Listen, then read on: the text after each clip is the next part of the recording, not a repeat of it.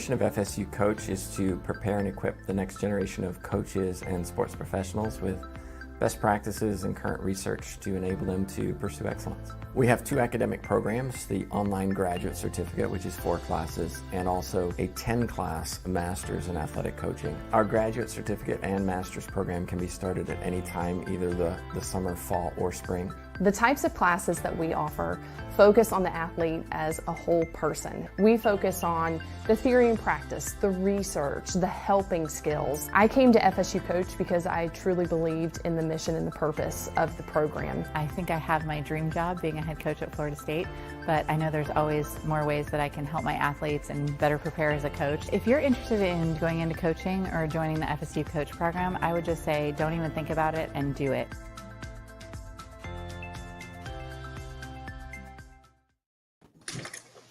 Well, good afternoon, everybody. Welcome to the Coaches Clinic. This is a collaboration between FSU Coach and USYS. Our guests this afternoon, our first session this afternoon, we have Skye Arthur-Banning and Margaret Domka, who are going to talk about athlete mental health. So I'm going to turn it over to you two and just let you take it away. And then, of course, if you're watching and you have questions, put them in your chat box and we'll get to them at the end of their session. Yes, good afternoon, everyone. We are delighted to be here, so thank you to FSU and to USYS for having us on with you this afternoon. We want to talk a little bit about how to check in on athlete mental health. So we are the U.S. Center for Mental Health and Sport, and delighted to be the official mental health and wellness partner of U.S. Youth Soccer. We will do some introductions momentarily, but first we're going to hop right into the meat of the information, which is that right now mental health is truly a crisis in the United States. And that's why we feel that this is such an important topic for us to be talking about. This is not something that's happening just everywhere else in the world. This is happening on our soccer fields, on our teams, in our clubs. And so we know that right now 1 in 5 youth and 1 in 5 adults as well are experiencing mental health disorders each year. This is truly a crisis that needs to be solved. And we believe that the sport community has a unique opportunity to be able to do that. But we also have a unique opportunity to help our players as well. And so, Skye, am I not in presentation mode? Nope. On my end, I am.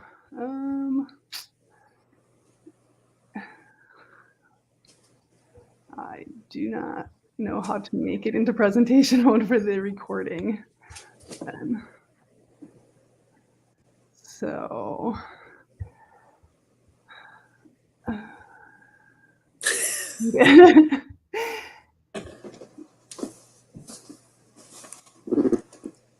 all right. Is it in presentation mode now? Skye? No, I don't think so. It's not in presentation mode. Okay. Can you click on play from start?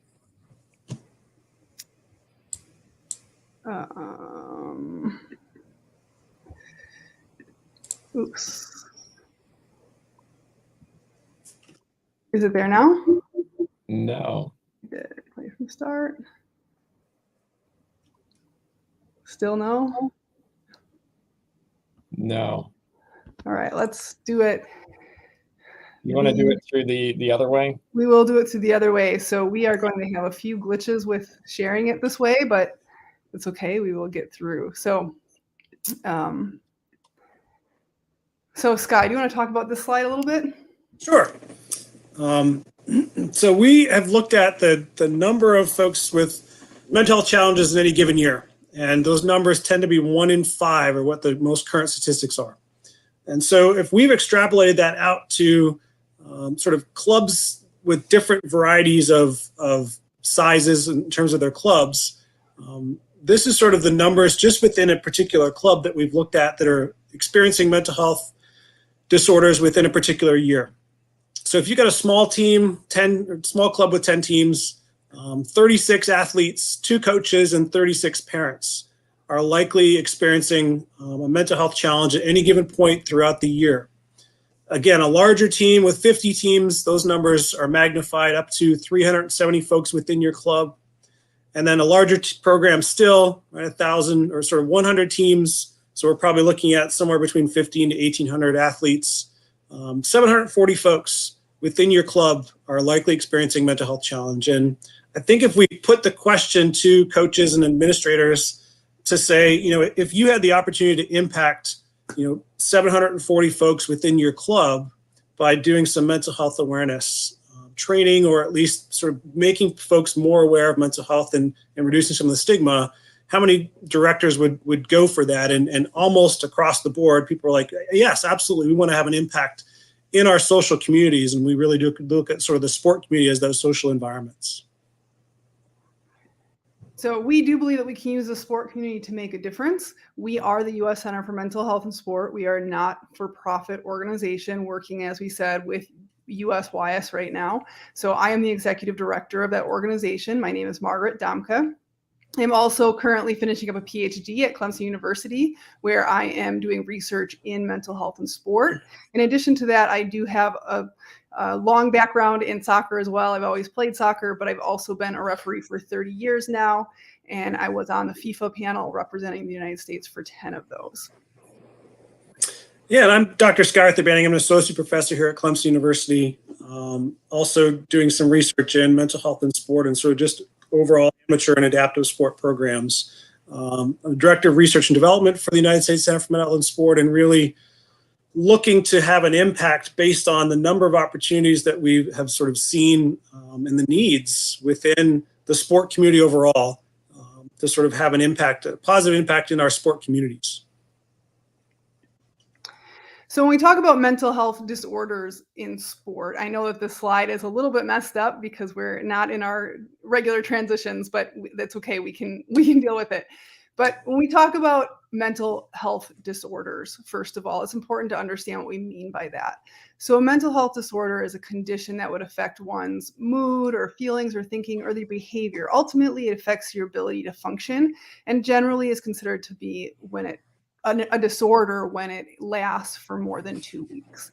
And in soccer, the most common mental health disorders that we might see would be things like depression, anxiety, self-harm and suicide or suicidal ideation, eating disorders, and then alcohol and substance abuse as well. So in the United States, again, expanding on this mental health crisis we have, the problem is not the mental health disorder alone, which is a big enough problem all by itself because it makes things very difficult for the person who's experiencing that. And it's kind of this invisible experience that people outside of them may not realize what they're experiencing. And it can be hard to talk about. But beyond just that, also, is that 90% of people who die by suicide show signs and symptoms of mental health disorders prior to their death. And the suicide rates have definitely been on the rise and are 35% higher than they were in 1999. So we definitely need to make sure that we are checking in on our athletes. So often when people die by suicide, others say, I didn't know there was anything wrong. There weren't really any signs. And so part of what we do is help make sure people understand some of those signs and symptoms so that hopefully we can catch things earlier. So part of the reason that we work in sport is because 58% of the country's youth play sport. And so obviously we know there's a large population in soccer as well.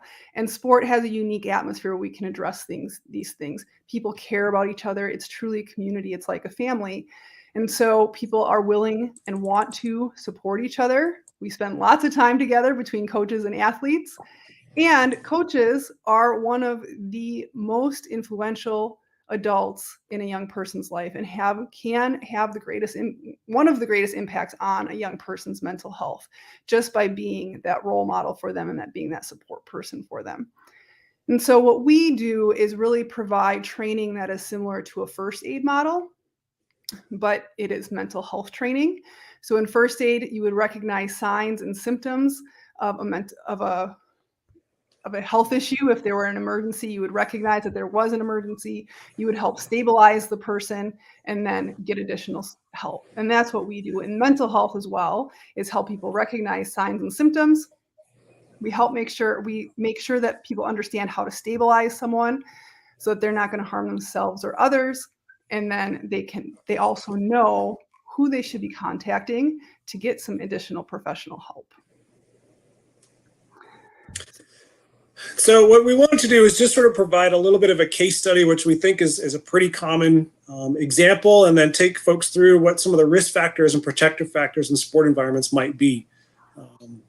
So if you want to progress, Margaret. Yes.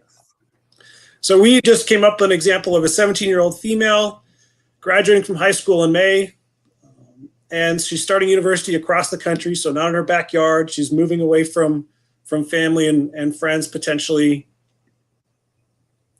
Her team just lost the semifinals of the regional championships, and for her, she was a fairly key player on that program.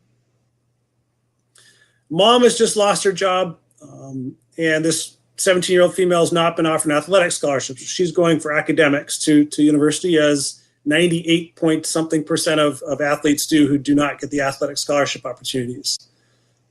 So as we think through what are some of the potential risk factors that may come with those things, it really, that's a pretty common scenario, I think, for a lot of males and females at that age, that we're starting to think about university or something beyond our high school experience. We are starting to recognize that maybe that was our last chance at a national championship or at a state championship level, perhaps. And now we've got things like moving away from family, changing and difficult transitions, perhaps. Again, maybe some family pressures of finances, or simply that I'm leaving home and sort of leaving the family to fend for themselves potentially. So if we look at some of the risk factors for someone who might develop a mental health challenge, these are pretty common elements of that. And so again, we've got potential opportunities for, in this case, the athlete wasn't injured, but we absolutely had some performance pressures that's likely are now relieved potentially.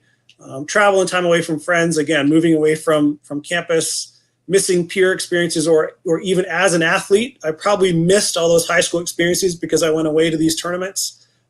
Again, very positive in the respect of I'm going away to the tournaments, I'm representing my team or my community. But what's that? The social elements, the social lost components of I didn't get to the dance. Maybe I missed prom, things like that.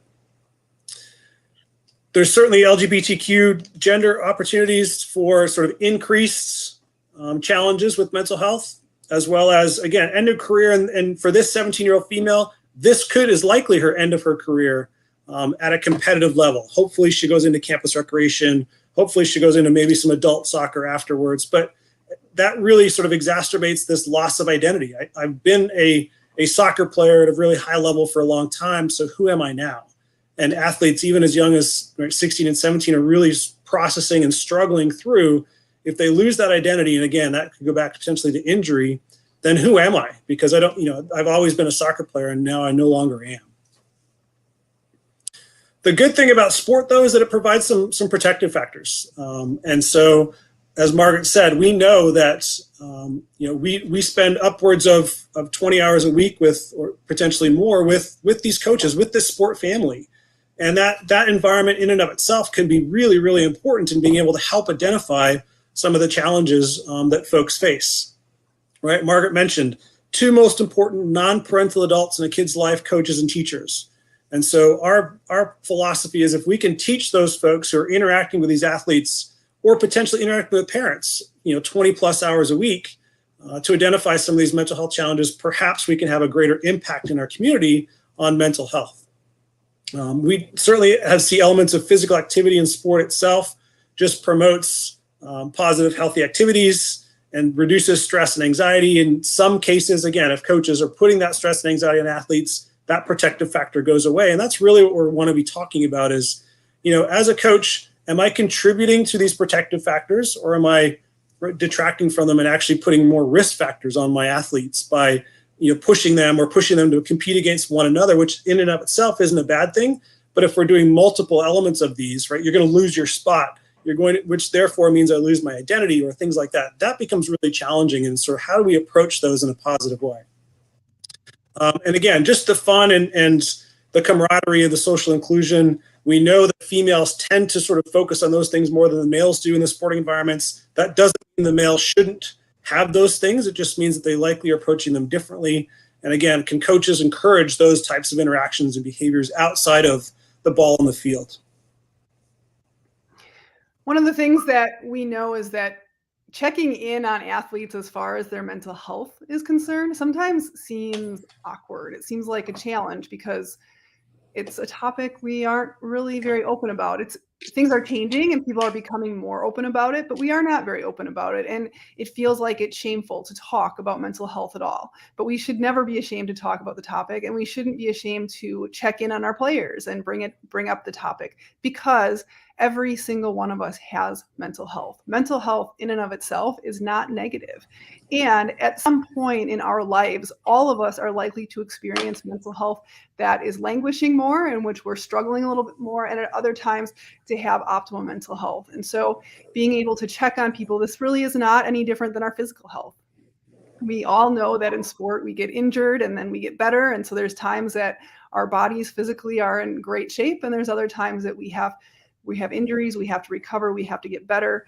And we have a support system to help us do that. And certainly our coaches check in on, all of you as coaches check in on your players when they're injured. So we should do the same with our players too when we feel like they may be struggling with some mental health challenges. So the key to the conversation, this is another glitch with the transitions, but when we want to talk to athletes, despite it being awkward, when we believe that there may be something going on with an athlete, but they're not telling us, the true key is to just start the conversation. We don't always have the perfect words. We cannot give you an exact phrase to use that's going to work every time. But the main thing is to start the conversation. And by asking players how they're doing and checking in on their mental health, and not just asking if they're physically ready to go and 100%, but asking if they also are feeling happy, feeling motivated, feeling good about themselves. This in and of itself can let them know that you care enough to ask these questions. And we know that all of you as coaches do care that much, but it just can be hard to come up with the right words. But starting the conversation is the most important thing. In sport, we tend to have a culture of toughness. We always want to be able to perform. We want to be at 100%, so we don't let down our barriers. We want the world to see that we are competitors. But sometimes when it comes to mental health, that builds stigma. So it makes it harder for people to be able to talk about mental health if we are constantly focused on performance. So this is a quick look at what we do at our organization, but also why we are bringing to you this topic of checking in on your athletes, because we do believe that as coaches, you are one of the first line of defense with any mental health issues. If an athlete is struggling with mental health, it is not likely that it's going to be an expert who's going to notice that first. It is going to be the people that they spend the most time with day after day who are going to notice when their moods change or their behaviors change. And so you are the first ones that can help. And the way you can help is by asking questions and just letting them know that you care. What we do is provide training, pathways, and resources. So we do mental health training. We provide pathways to other professional mental health support if it is needed. And we also provide additional education sessions and resources and webinars and support groups for coaches and different things like that to make sure that those who are in that triangle supporting the athletes as the center circle, that they know, that all of you know what to do. You have a better sense of what the signs and symptoms are, but you also know what to say. We've talked to a lot of coaches who've said, I recognize that there's probably a problem with one of my players' mental health, but I'm afraid to ask the question because I don't know how to respond. I don't know what to do if they say, yes, there's a problem. I don't know where to go or who to ask. So this is part of what we do and why we're here with you today. We do recognize, though, that athletes are not the only ones who could struggle with mental health issues. It could be the coaches. It could be all of you as coaches that are struggling. It could be parents that are struggling. It could be, and we have separate images here, but they're not going to show up. But it could be it could be peers of athletes or siblings of athletes. We consider everyone to be part of this sport community. So we can be asking these questions to anyone. It doesn't just have to be the athletes themselves. Skye, I'll let you take it from here. Yeah, and so, I mean, one of the examples that we've chatted about with folks is, we can be using the sport environment to help a family and an athlete through a divorce, right? Again, really nothing to do with the sport itself, but using that sport family. And again, as Margaret talked about, who's in the middle of the triangle, who's around the outside of the triangle, and how can we use that sport family to help support, mom, dad, and athlete through that divorce process. Again, as long as we recognize the signs and symptoms of how to provide support. So what we wanted to do now is just take folks through a little bit of sort of depression training, a little bit of our thought process as to how we might approach some of these things. So Margaret said a couple of times, what can we ask? What are the types of things we can say? And so we're going to take you through some of the signs and symptoms of depression a little bit, and then get into how do we check in, right? So first, before we need to know how to check in, we need to be knowing sort of what signs and symptoms. If we're looking at a broken leg, I can look at a leg that's bent the wrong way and know that doesn't look right. And that's a really easy sign for me to check in. But it's much more difficult with mental health. And so, having an awareness of some of these things should be able to help folks think through it. And then, as I said, closer to the end, we'll actually bring up what are the types of things we could be asking that might be more supportive or appear more supportive to that particular individual. And so as we go through these things, we kind of break them down a little bit by emotions and moods and some of the physical signs and symptoms just as we get into it. So the mood or emotions, right, we can pick up on this. And again, we have to think about these things as we're looking through them individually, but also collectively. And as Margaret said, we all are going to show up to a practice session where we're a little bit irritated, something bad just happened. That doesn't mean we're going through depression. Remember Margaret's comment that we need to see at least 2 weeks or more of these signs and symptoms sort of in a repeated fashion. That doesn't mean we can't check in on the very first day we recognize it, but it probably isn't going to raise red flags until it starts to get sort of further down the path for us. But there's certainly opportunities for us to be checking in. So these may be just emotions that we're recognizing, or maybe some comments that those athletes may have said, right? Low self-esteem or feeling alone. Again, particularly the athlete that's been injured, and do you allow them to travel with you as a team, or do they have to stay home? That in and of itself is, right, that loneliness, I've lost my place on the team. There's sort of culminating effects of all those different decisions that coaches make ultimately about how do we include this injured athlete in our program. So some of the physical signs, again, maybe sleeping too much or too little, eating too much or too little. You notice that an athlete has all of a sudden stopped eating, or, I remember as a kid, always you'd run over at halftime to make sure you got the oranges, right, as a little 8-year-old, and how much fun was that? And all of a sudden the kid is just disinterested or, isn't really want to be involved in that process. Significant weight loss or gain, again, potentially as a result of the eating. Maybe it's the sleep patterns, maybe it's a number of those different things, or inability to concentrate. So again, you've got an athlete that's always locked in, they're always checked on, and all of a sudden they've showed up for a number of different practices in a couple of games, and the switch is off. They're not locked into what's been going on. They're losing that concentration and focus, and it just seems like something's off. And again, we hear coaches say that, something's off with Jimmy or something's off with Kara, and we just sort of think, well, are we doing anything about that as coaches, or are we just saying something's off? And assuming that it's a physical challenge rather than something else. So again, potentially some of the words that might come up. Do you hear them repeatedly talking negatively and sort of using negative self-talk, expressing self-blame? Again, we're all going to make mistakes, and we're all going to try and own up to those mistakes, but is this a repeated pattern for an individual? Being critical or mean to others, again, outside of sort of the context of what may have been happening. The stars ones are certainly ones that may take us to a much deeper level much faster.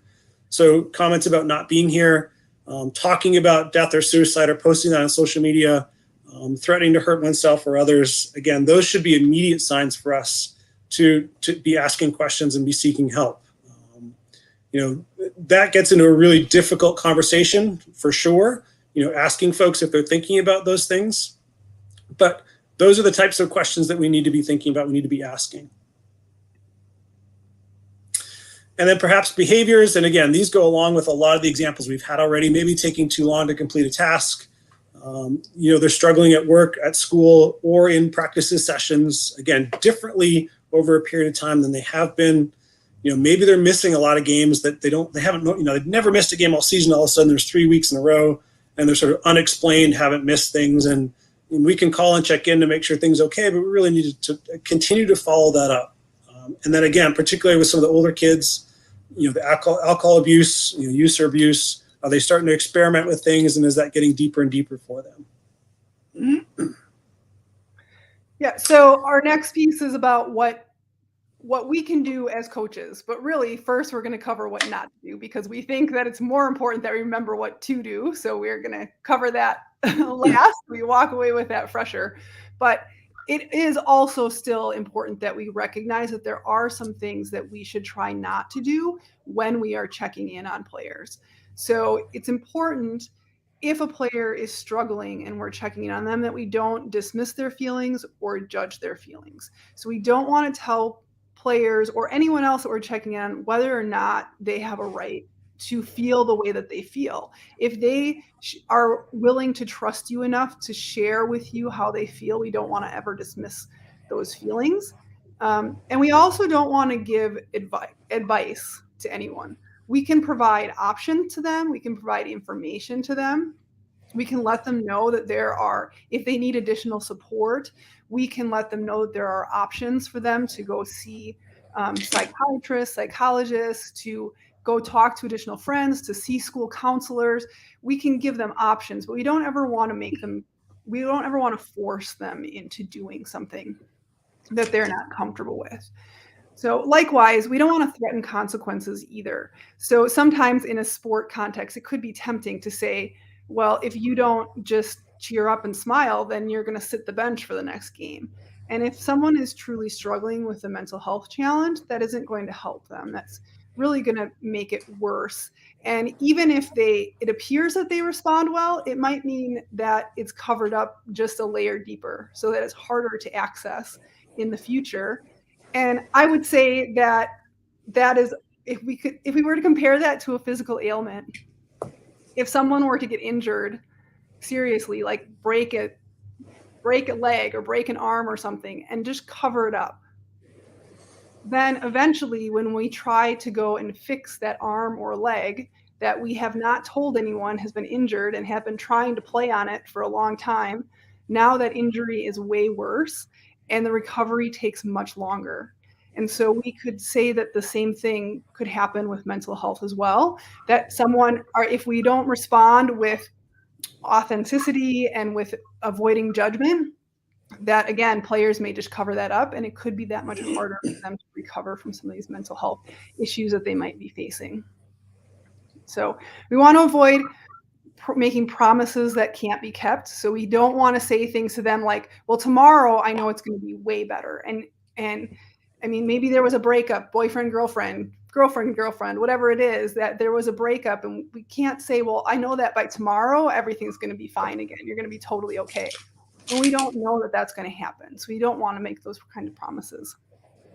We want to avoid agreeing with their negative thoughts. We can listen to them, we can acknowledge them, but we don't want to agree with their negative thoughts, because we want to always be giving them hope. And it is very important that this is a piece that as a society we're not very good at, is recognizing that depression is a medical condition. Depression is not a choice to not smile. Depression is a medical condition that needs support and needs assistance with recovery, just like a physical injury needs a chance to recover. Sometimes a physical injury needs a doctor to recover, and sometimes it doesn't. Sometimes a mental health issue needs a doctor to recover, and sometimes it doesn't, but that doesn't mean that it's not a health issue.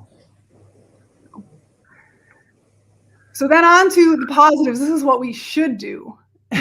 When we are checking in on a player, this is how we want to ask. Or these are some of the types of comments that we want to include. Is we want to make sure that we validate what their experience is.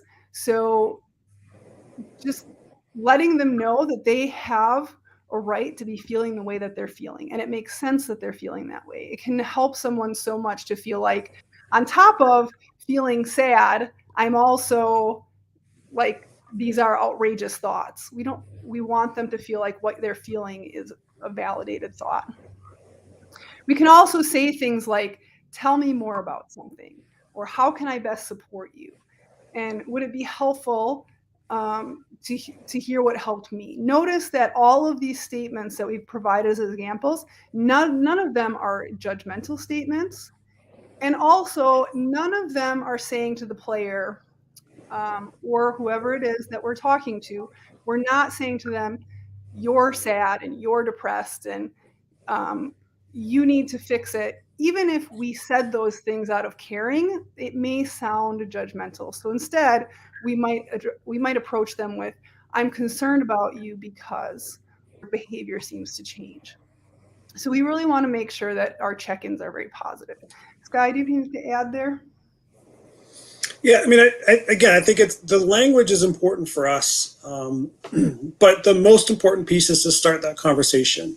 And so if we're asking open-ended questions and allowing them really to provide that opportunity for expression, that's the important piece. And how do we encourage the trust that comes with that as a coach? I realize some of us don't want that responsibility in some respects. And I think that also has to become a conversation with parents. If I notice that so-and-so is acting off for a period of time, are you okay with me asking that athlete I think those conversations have to happen. And again, we realize this is a society where everyone's very protective, as we should be, of one another.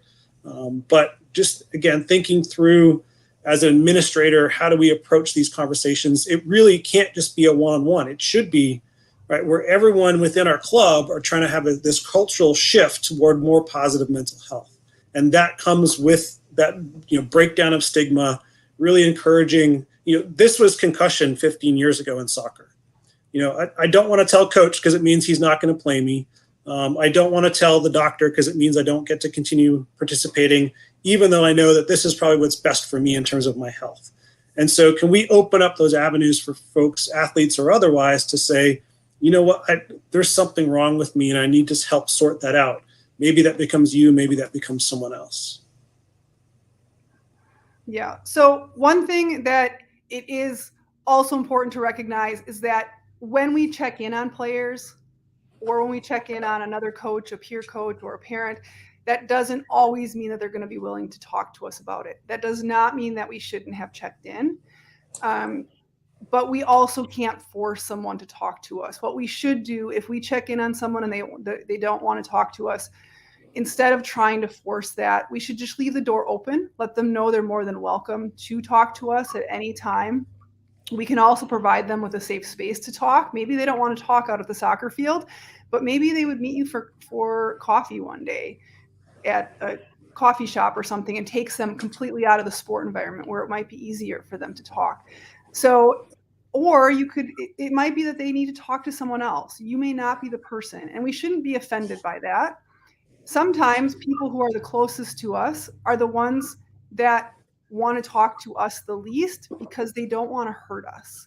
They feel like if they are struggling with a mental health issue, that's going to bother us. And so they'd rather talk to someone who maybe isn't quite as connected to them. So we should never be offended by that, but we just want to make sure that we continue keeping the door open and supporting them, regardless of whether or not they're ready to talk right at the moment we check in. The check-in is still important. It starts them thinking that there are options and ways that they can talk about these things, even if they don't do it right at that moment. We do need to cover that if you are concerned about safety, though, if you're concerned that someone may may attempt suicide, is having suicidal thoughts, it may be at risk for self-harm, then we don't want to leave that person alone. And then we can call the Suicide Prevention Lifeline, which you see the number on your screen there. 988 is going to be the new emergency mental health line. It is not completely up and running yet, but that is a huge push by the government right now, is to get that up and running fully, so that not only 911 is an option, but often they're more focused on other types of emergencies. So 988 would be a great number to call for mental health emergencies. But for right now, 911 or the National Suicide Prevention Lifeline. And we don't want to, if you're concerned that there is an emergency, please do not be afraid to use these resources. So I just was going to mention, we still have to keep safe sport in mind, and we realize that. We can't be doing these things on our own with athletes. And so we need to make sure that we've got someone else with us, sort of that, but we've got to be careful about who that other someone is. Again, if that other someone is not the trusted individual for this particular person, then we need to find out who might be. We need to recognize that might be why they're closing down. But we do want to make sure that, we're still following safe sport protocol and making sure we have the 2 deep leadership and things like that. But at the same time, how do we engage in those conversations to be productive and healthy, and not sort of be afraid for that person to speak up because of the consequences that might come from it? So what else can we do? And again, for us, this is about how do we make the whole sport environment more aware before the crisis occurs? And it's unfortunate, but we often get the phone calls from clubs because they've just had someone in their club die by suicide. And that's tragic, and we try and take them through that sort of crisis intervention process. But then we can't come in a week later and provide the training. The motions are still too raw for folks. So if you can, and again, even if that's not us, if it's someone else in your community that can provide some of the training for the folks within your club, that's the most important piece beforehand. Again, as Margaret said at the beginning, this is first aid CPR.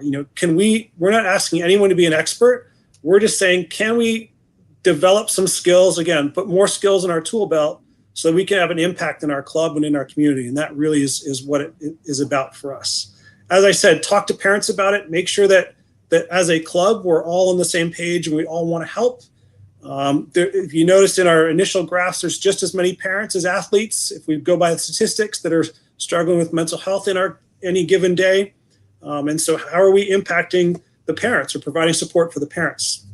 And we've continued to encourage, based on a lot of the European clubs that have sort of a sport chaplain or a sort of a sport sociologist person, doesn't have to be a professional individual, but probably someone with a little bit more training to be that team mom or team dad in sort of that social environment. So we've got them to make sure they have the passes and all those other things. Do we have someone within our club that we know that we can go to? Maybe it's even bypassing the coach, to have a conversation about our mental health and sort of the avenues of support we might seek within that. Yeah, so thank you, Skye. That really wraps up what we had to present for today. And so we appreciate you being here, but we hope that you have some questions for us. We'd love to continue the conversation about pieces of this that you have more thoughts about and more to talk about.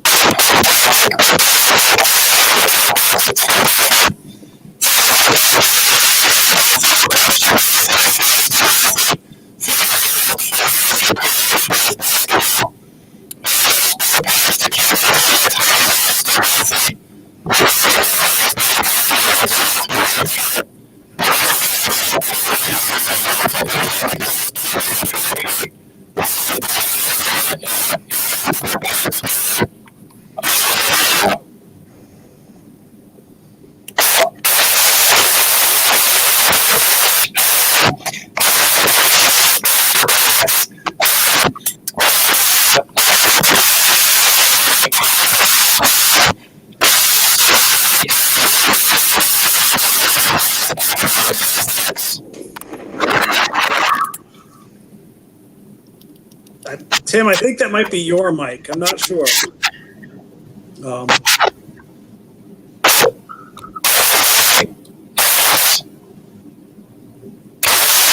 We're good. We can answer questions. So I think to answer the question, am I fuzzy as well?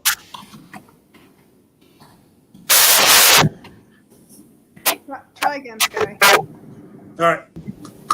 I think to answer the question for us was, one of the pieces that's important. Yes, Christian, I think you're right. Tim, I think it is your mic. There we go. So for us, again, as a coach, we have to be thinking about self-care. And, how are we taking care of ourselves? We need to be thinking about our athletes, but ultimately, we need to be thinking about self-care as well. And how are we taking care of one another? Maybe that's our own coach structure, but it's obviously difficult when you're trying to balance family, athletes, right? All those other pieces. And so similar to if you've witnessed a crisis in a first aid situation, there's always talk about, okay, how have you dealt with that? In a mental health scenario, we need to do the same thing, right? It's okay to go talk to other folks about, one of my athletes is really struggling, and that really was difficult for me as a coach.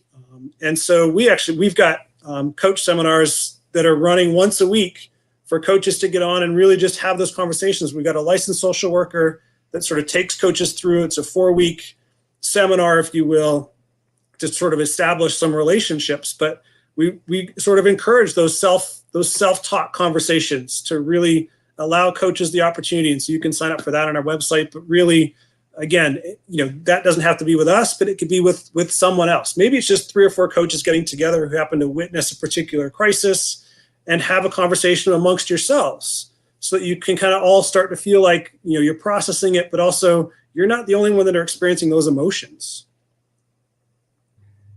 Yeah, and Skye, I would say that is, again, it comes back to being really similar to mental health. If we process these mental health things the same way we process physical health, I think I said mental health twice, but if we process mental health in the same way that we process physical health, if we are a coach or we are an athlete and we know that there is an injury, whether it's ourselves or someone else, it's not easy to take the time off, to take the time away to get better. But we also know that if we don't take the time to recover from an injury, it's going to mean that in the long run, it's going to be even more time. If this injury gets more severe, it's more serious, we're going to be forced to take even more time. So as much as that's difficult, and again, I think that part of this comes from building our communities. If we're one person in an entire club who believes that mental health is important, this is much harder to do. If we build entire communities who believe that mental health is important, it makes it easier for athletes and coaches and parents all to be able to say, I need my moment to step away. I need my time to recover. And then we don't have to try to balance as much, because we don't have to cover this up. We can start treating it the same way we would treat any other injury, that we can say it's completely acceptable to have time to recover and not have to keep up the same schedule while we're going through that process. Are there other questions? So we do have, we can continue here. Christian, unless there are other questions. We have. Looks like nothing yet. Okay, we have just a couple more slides for takeaways, because we always like to leave with the couple last points that we think are the most important for takeaways. Let's do it. So first of all, we want to remind you, as our primary takeaway, is that it is really important to have access to some kind of mental health training for your sport community. So it's great that you are on here today, you're watching this presentation, but as we've said earlier, it takes more than just one person to be able to change the community that we have. And so getting in contact with the state organization, with your local club, we certainly have services that we can provide as well, but being in contact with a group who can help you make sure that this is a community-wide effort. Skye, you want to take this one? Yeah, and as we've talked about, right? I mean, the whole thing is about, are we checking in on folks regularly? Can we start the conversation? I had a graduate student from the Netherlands who, when he first showed up in the U.S. and people were asking him how he was as in passing, he realized that people didn't really care how he was. It was just a question that we asked one another. And so, again, if you're asking someone, genuinely ask them and take the time to listen, because oftentimes that feedback that they're giving you becomes really important feedback, and they're asking you for help. They may be not directly asking you, but sort of the comments they're making, might be an indication that they are asking, just are either too ashamed or too shy to ask. So make sure we're checking in. And that's, again, simply, how are things today? How'd the day go? Those sorts of things.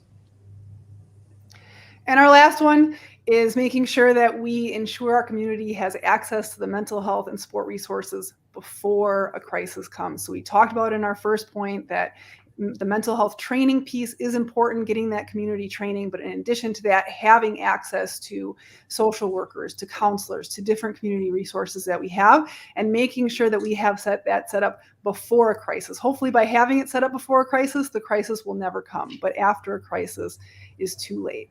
So we really appreciate everyone being here with us today. And again, as an FSU coach, thank you so much for having us. We love being on. And also thank you to USYS as well for being a partner and for having us be your mental health and wellness partner, and for everything that you do for players around the country for their development as both players and people. Yeah, we appreciate it. All right. Thanks, everybody. Can you hear me now?